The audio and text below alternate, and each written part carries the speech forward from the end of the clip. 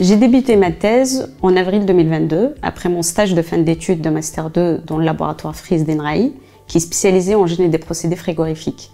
Ma thèse s'inscrit dans le cadre d'une convention industrielle de formation par la recherche, conclue entre le laboratoire Freeze et le Centre national interprofessionnel de l'économie laitière, le CNIEL.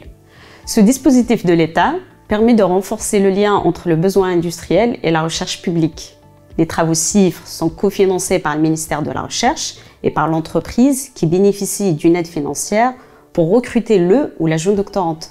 Ces travaux de recherche sont encadrés par le laboratoire et conduiront à la soutenance d'une thèse. Depuis donc 3 ans, je travaille à la fois en laboratoire de recherche académique et en entreprise. Mes recherches portent sur les écoulements d'air et les transferts de chaleur dans une palette de fromages le long de la chaîne du froid. Au cours des 3 dernières années, j'ai développé des modèles numériques qui ont été validés expérimentalement et qui aideront à optimiser des processus logistiques industriels. Avec le dispositif CIFRE, je bénéficie du meilleur des deux mondes. Je combine l'expertise scientifique du laboratoire avec la compréhension des enjeux industriels. Notre collaboration avec le C2N, Centre de Nanosciences et de Nanotechnologie, a commencé en 2017, puisque notre start-up Candela est issue de ce laboratoire.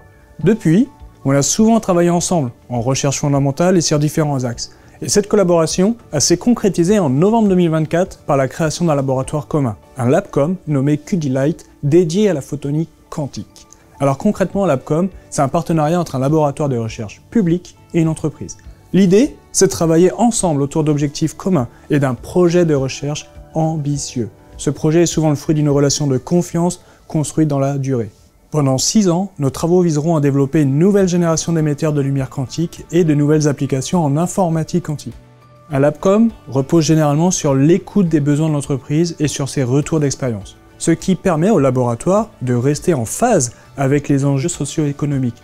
En tant qu'entreprise, on bénéficie directement de son expertise scientifique et technique, ce qui renforce notre potentiel d'innovation et de compétitivité. L'un des gros avantages, c'est aussi la mutualisation des ressources, que ce soit humaines, matérielles ou immatérielles. Tout est mis en commun pendant 6 ans. Le tout est piloté par une gouvernance partagée, ce qui veut dire qu'on décide des budgets ensemble et on se répartit les coûts.